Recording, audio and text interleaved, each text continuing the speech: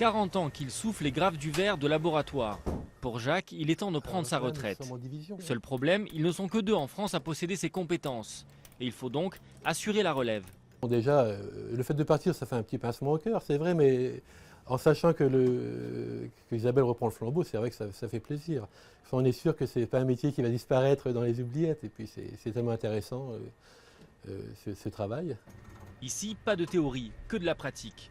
Une formation sur mesure et surtout une réelle volonté pour Jacques de transmettre un savoir-faire. Un sacerdoce presque.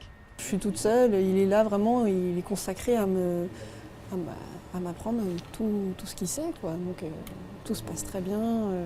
Dès que j'ai une question, je me tourne vers lui, il n'y a pas de problème. Isabelle a été recrutée en contrat de professionnalisation. Un dispositif qui prévoit une embauche doublée d'une période de formation. Un exemple que veut suivre François Hollande avec son projet phare de contrat de génération.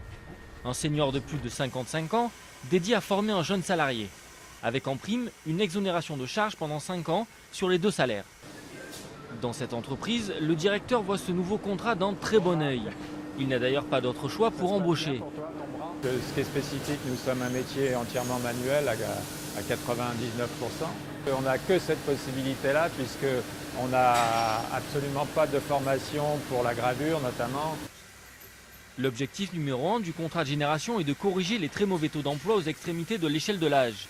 Si l'idée a été bien accueillie par les professionnels, certains demandent des garde-fous pour éviter des dérives qui détourneraient le dispositif de son but premier, créer des emplois.